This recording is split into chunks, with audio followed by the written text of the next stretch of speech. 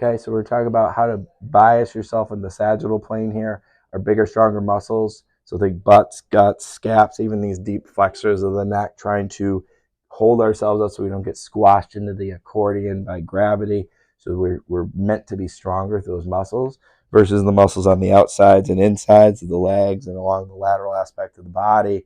They're more stabilizers. They're not that strong and sturdy. So if we're feeling weak functionally, we probably need to look at these bigger, stronger, sagittally oriented muscles first to make sure that they're doing their job. Because if they're not, everything or anything else could be painful.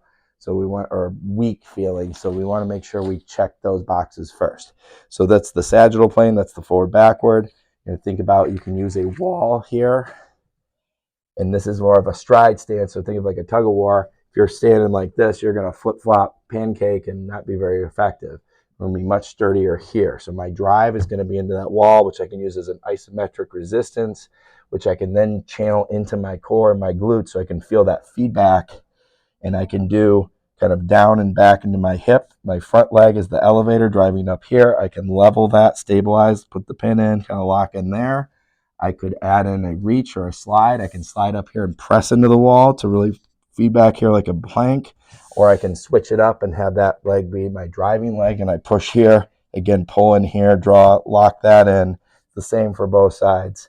But our channeling, we're always lifting up and we want to channel forward more and feel that resistance like you're pushing a cart up a hill. Now I can also do a band, and I can do a combination of band and wall, and I can do a band by itself for more resistance without the extra support of the wall. So this band has loops in it. It's a little fancy one, but you can just tie a loop in each end of a TheraBand. So I just got to see what loop is going to work best here.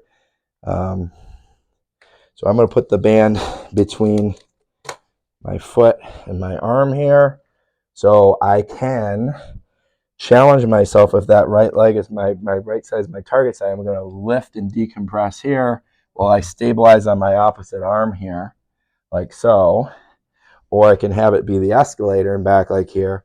So again, I can shift lift over my left here, but I'm going to drive and reach here. I can still slide on the wall if I need to, but the band's going to give that extra resistance and feedback in a different way. So I can also come off the wall then and think about, okay, I'm going to do reps here. And this is more like a Statue of Liberty pose. Lift and lock it in here. Lift and stretch and decompress that right side. Or I can go in here, and this is where we get more rotation with this kind of modified X, this drive here. So I'm lifting my heel, and I can do it because the band is around my foot. So it's not dependent on me stepping on it. And I can drive here with that little bit of resistance. But I'm pulling this arm back for that rotation, turning that fifth wheel, and really creating a way to strengthen functionally and reinforce all that.